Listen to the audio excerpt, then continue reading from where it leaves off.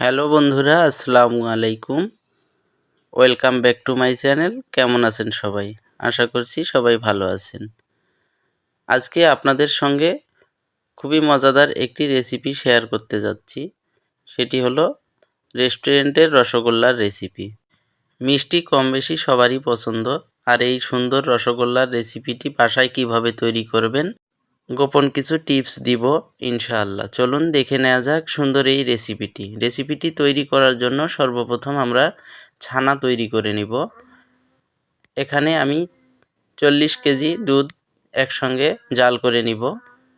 দেখুন, জাল করে নেওয়ার পর গরম দুধটিকে ঢেলে হালকা নেড়ে চেড়ে একটু ঠান্ডা করে নিব। উষ্ণ গরম অবস্থায় এর মধ্যে আমি সামান্য পরিমাণ ময়দা গুলিয়ে অ্যাড করে দিব। 250 গ্রাম পরিমাণ ময়দা পানির সঙ্গে গুলিয়ে আমি অ্যাড করে দিয়ে আবারও নেড়ে চেড়ে নিচ্ছি। একে একে দেখতে থাকুন আমরা ছানাগুলো কিভাবে তৈরি করে নিই। এখন এর মধ্যে অ্যাড করে দিচ্ছি টক পানি। আমরা সাধারণত এই টক পানিটি সঞ্চয় করে রেখে দেই। এটি দিয়েই আমরা ছানা তৈরি করে নিই। আর আপনারা যেহেতু বাসা বাড়িতে করবেন, ছানাটাকে লেবুর পানি অথবা ফিটকিরির পানি দিয়ে ছানাটা তৈরি করে নেবেন।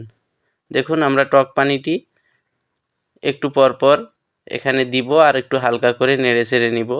আস্তে আস্তে দুধগুলো থেকে ছানা পরিণত হবে।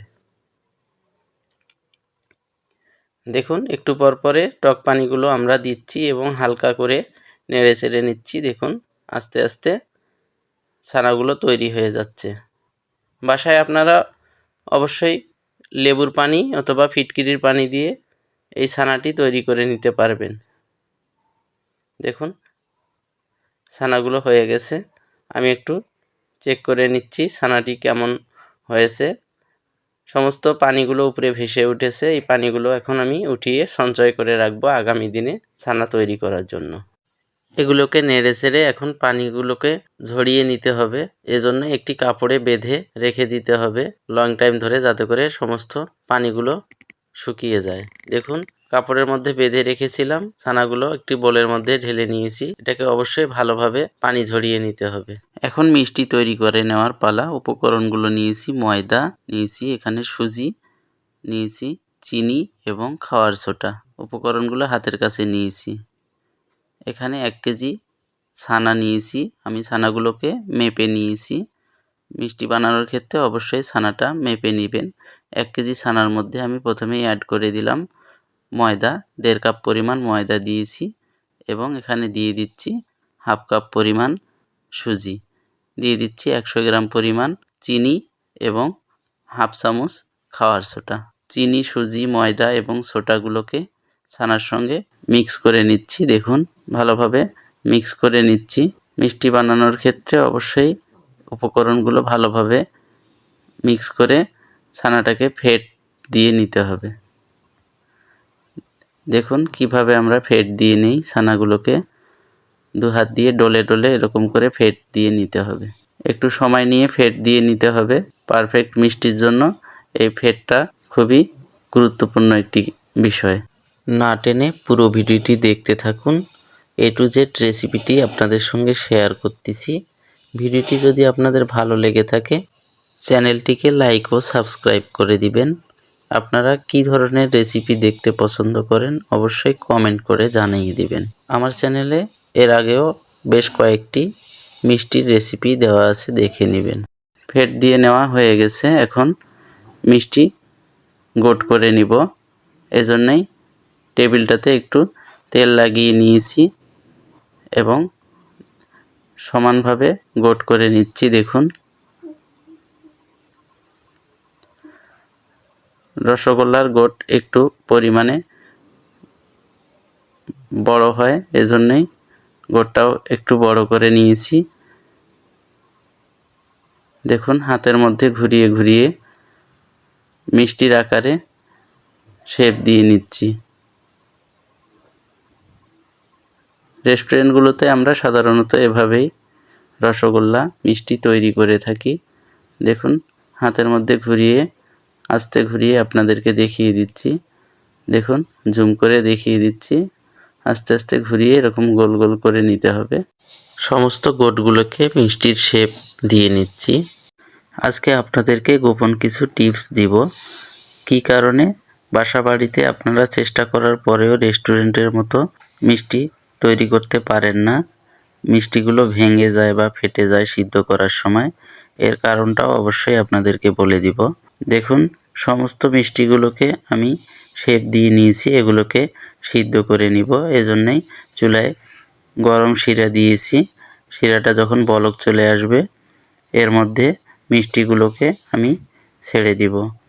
মিষ্টি ছেড়ে দেওয়ার আগে অবশ্যই ফুটন্ত শিরার মধ্যে মিষ্টিগুলোকে ঢেলে দিতে হবে। দেখুন হালকাভাবে সমস্ত মিষ্টিগুলো ভেসে উঠেছে। তো যে কথা বলতেছিলাম, মিষ্টি কী কারণে ভেঙে যায় তার দুইটি কারণ হতে পারে। প্রথম কারণ হচ্ছে আপনারা অনেকে হয়তো ট্রাই করেন বাসাবাড়িতে নষ্ট হয়ে যাওয়া দুধের থেকে যে ছানাটা তৈরি হয় এটা দিয়ে মিষ্টি বানানোর চেষ্টা করে থাকেন। তো নষ্ট হয়ে যাওয়া দুধের ছানা থেকে কখনোই মিষ্টি তৈরি করা সম্ভব নয়। ওই ছানা দিয়ে কালোজাম মিষ্টি তৈরি করা সম্ভব, কিন্তু এমনি অন্য কোনো মিষ্টি ওই ছানা দিয়ে তৈরি করা সম্ভব না। তো এটা প্রথম একটা কারণ। আর দ্বিতীয় আরেকটি কারণ হতে পারে, আপনারা যদিও ভালো ছানা দিয়ে মিষ্টি বানানোর ট্রাই করেন তাহলে হয়তোবা মিষ্টিগুলো ছাড়ার সময় শিরাগুলো গরম থাকে না বা হালকা গরমে আপনারা মিষ্টিগুলো ছেড়ে দেন, এজন্যই ফেটে যেতে পারে। তো বোঝাতে পেরেছি নিশ্চয়ই আপনাদেরকে কী কারণে মিষ্টিগুলো রেস্টুরেন্টের মতো বাসাবাড়িতে আপনারা তৈরি করতে পারেন না। তো আপনারা অবশ্যই চেষ্টা করবেন খাঁটি দুধ থেকে ছানা তৈরি করে মিষ্টি তৈরি করার জন্য। দেখুন মিষ্টিগুলো আমার সিদ্ধ প্রায় হয়ে যাচ্ছে।